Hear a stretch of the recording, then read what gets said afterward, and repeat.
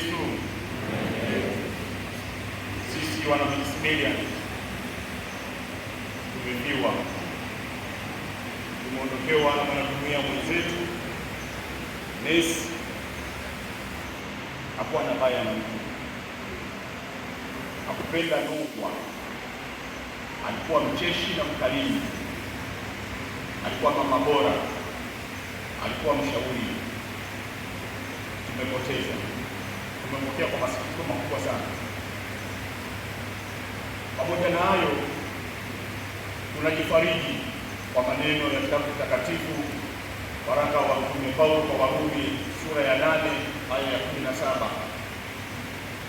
Kwa kuwa tumempokea Kristo, tumefanyika kuwa wana wa Mungu, warithi wa Mungu, ambao katika kuteswa na Kristo tutapata kutukuzwa na Kristo pia.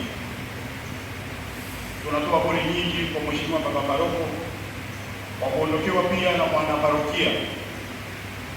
Tunatoa pole nyingi kwa Mwangaza na familia, wazazi, ndugu na jamaa. Tuna utaratibu wa kupeana mkono wa pole ambao tayari tumeshawasilisha kwa mume wa marehemu, lakini tutaendelea kumkumbuka mpendwa wetu kwa kumwombea ibada takatifu za misa kwa kipindi cha miezi 3 mfululizo, na misa hizo tayari zimeanza. Ndio chakula pekee tutakachoweza kumpatia mpendwa wetu baada ya kutoka hapa duniani. Zaidi sana tunazidi kuombea wafiwa, faraja ya Mwenyezi Mungu. Tulikuwa pamoja tangu wakati wa msiba kutokea, tuko pamoja na tutaendelea kuwa pamoja wakati kwenda kumpumzisha katika makao ya milele huko nyumbani Moshi. Tumsifu Yesu Kristo. Bwana alitoa na Bwana ametoa, jina la Bwana lihimidiwe. Amina.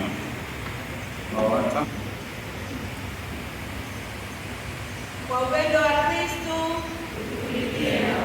kwa upendo wa Kristo,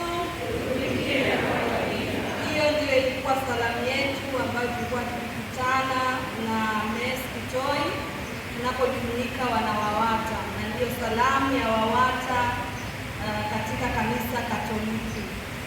WAWATA kanda pamoja na jumuiya tunakupa pole sana Mwangaza. Tumepoteza mwana WAWATA hai ambaye kuanzia jumuiya, kwa sababu mimi pia ni kiongozi kwenye jumuiya, amekuwa akishiriki kila tukio ambalo linahusu WAWATA kwenye hija mbalimbali, lakini vikao mbalimbali na kwenye kutoa michango. Kwa hiyo tunawapa pole sana, tunawaombea neema ya Mungu itembee pamoja na nyie ili aweze kuwaongoza na kuwatia nguvu katika kipindi kigumu. Kwa niaba ya WAWATA wote tunawatakia safari njema. Mungu awatangulie na Mama Bikira Maria awasimamie na kuwaongoza muweze kumaliza safari hii salama. Kwa upendo wa Kristo. Na pia WAWATA kanda wamenituma, tuna rambirambi kidogo ambayo tumeshikana mkono kwa ajili ya kuwasilisha kwa familia. Naomba uipokee na iwe sehemu ya mchango wetu, lakini pia tutazidi kuwaombea. Raha milele umpe Bwana, apumzike kwa amani. Tumsifu Yesu Kristo. Basi leo taratibu wakati wa kuaga.